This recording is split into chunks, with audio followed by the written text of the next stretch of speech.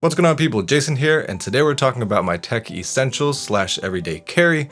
Really just important tech stuff to me, stuff I pick up on a regular basis as a student, as a YouTuber, as an overall creative person, and also stuff that I think will appeal to some of y'all out there that watch my stuff.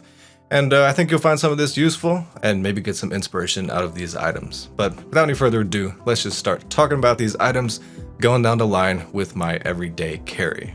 So I think I'm going to circumvent the order I typically do these in and actually not start with my smartphone, mostly because it's monitoring video right now and also plugged in because I've, been an irresponsible tech owner once again, and it's just on the brink of dying right now. So let's actually start with something that's more recently added to my collection of things that I carry around regularly, this thermos. And I guess it's not tech in the sense of having a touch screen or doing smart things or having a CPU or anything like that, but it does keep cold beverages cold and hot beverages hot.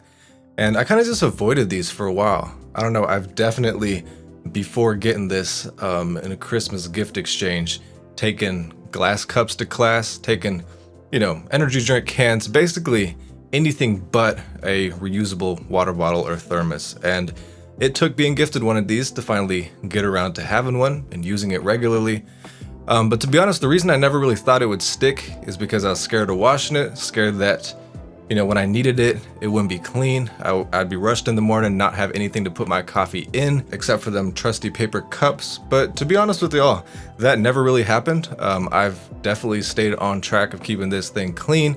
I just kind of make coffee, get my coffee maker set up, and then while it's brewing, I just clean this boy. And so it has not turned out to be a problem keeping this boy in regularly usable shape, and I really enjoy it. Stick it in my bag, no fears of knocking it over in the middle of class or anything like that. And it's always carrying coffee. No other liquid goes in this thing. All right, so I guess getting into things that are actually tech, and considering I did kind of talk a little bit about being in classrooms regularly, I am an engineering student, full-time engineering student.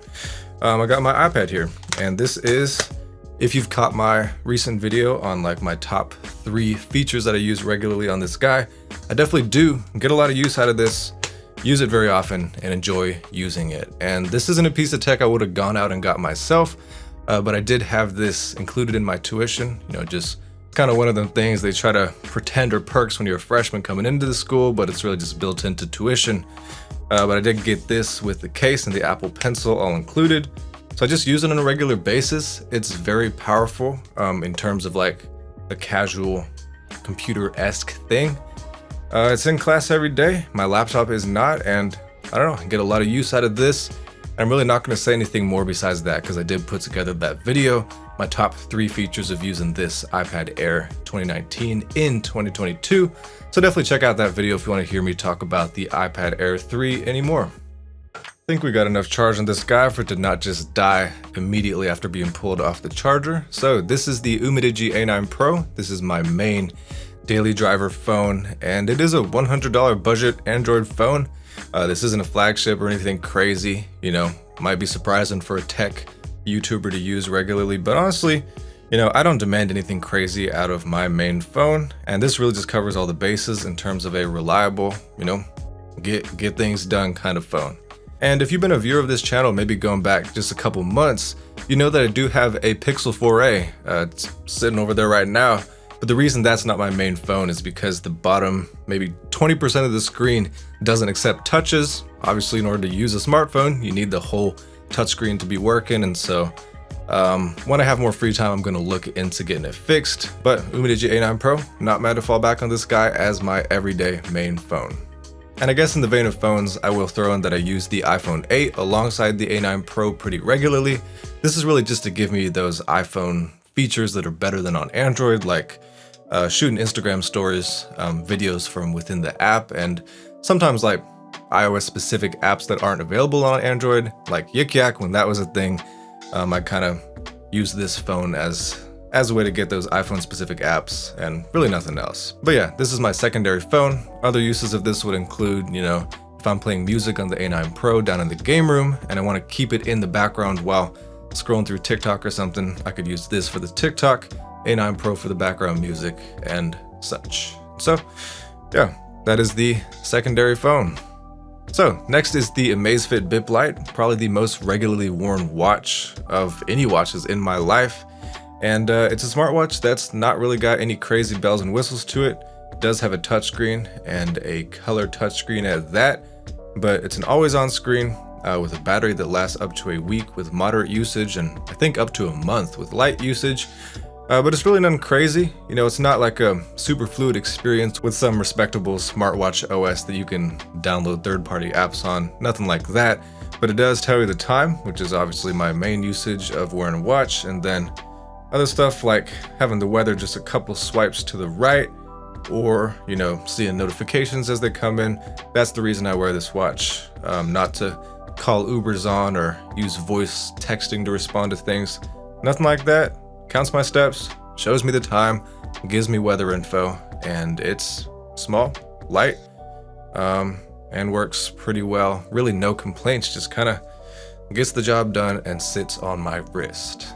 So we've talked about a couple tech items in a row, so let's take a break real quick with some essentials, definitely everyday items that are not tech, including my wallet, and also good old cologne. So this wallet's not really anything special. I mean, it holds my cards, cash, really anything I need to have, you know, of that nature in my pocket every day, and not much else to say beyond that. I keep it in my front left pocket. Do not understand people that keep things in their back pockets, if I'm being honest with you. But yeah, there's that. And then this kind of represents my ideal of trying to make sure that you always smell good. I got a couple colognes, I got a couple body sprays, really just kind of stocked up to keep me okay for honestly maybe a couple years into the future. Who knows? But you know, if you find a good deal of Bath & Body Works, which is what I did, you pick up a few of them things, they'll last you forever, and you'll always be set when you come back from the gym or just getting ready in the morning for the day, always making sure you're fresh and on top of things. Making our way down the list, there is the same external hard drive I had in my last everyday carry video that I did like 2.5 years ago back in 2020 quarantine era. This is the Seagate 2TB hard drive, USB 3.0, and I bought this back when like I was using my old laptop where I only had 1 terabyte of storage. I needed an upgrade from there so I could stop deleting my old YouTube video files, and I got this to just hold those files for me, and it did that job well.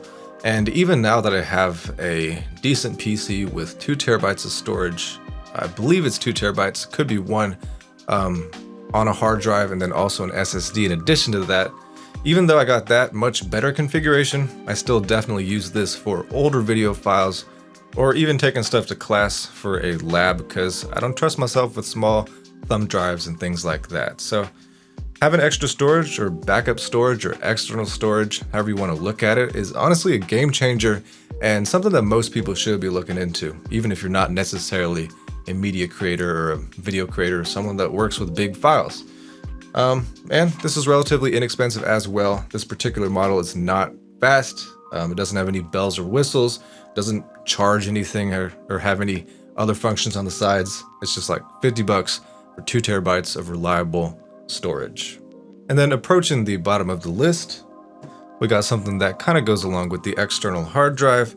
This is a SD card adapter, but kind of on steroids. So on this side, you got a USB-A, just to plug into your laptop if it has that, these days. But my PC does have a USB-A port, so this is what I use. And then you flip this boy back, you got micro USB, which honestly, I would have liked to see Lightning instead.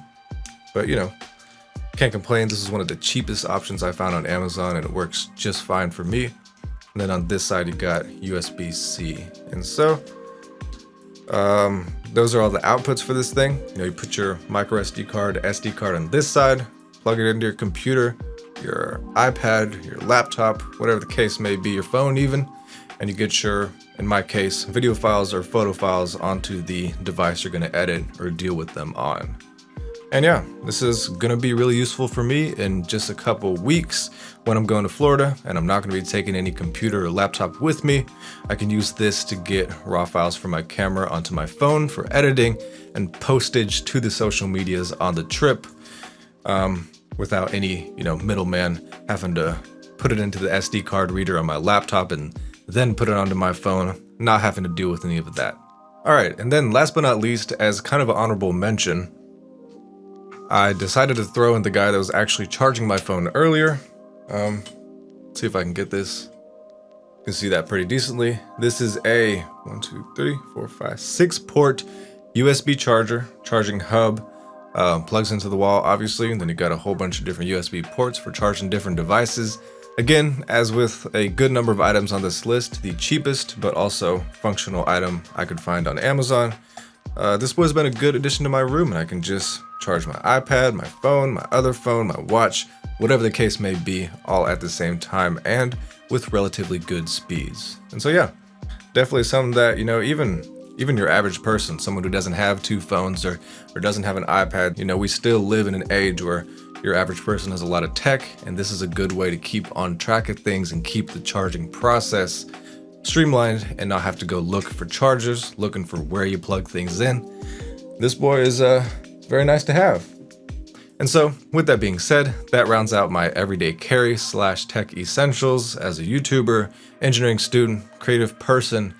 Hopefully you found something interesting in this video, something that you don't already have that you can go out and pick up and enhance your tech life on an everyday basis. And besides that, I have nothing left to show you or to say, I guess, except that all the links to all these products are down below in the description, but I'll see you in the next video.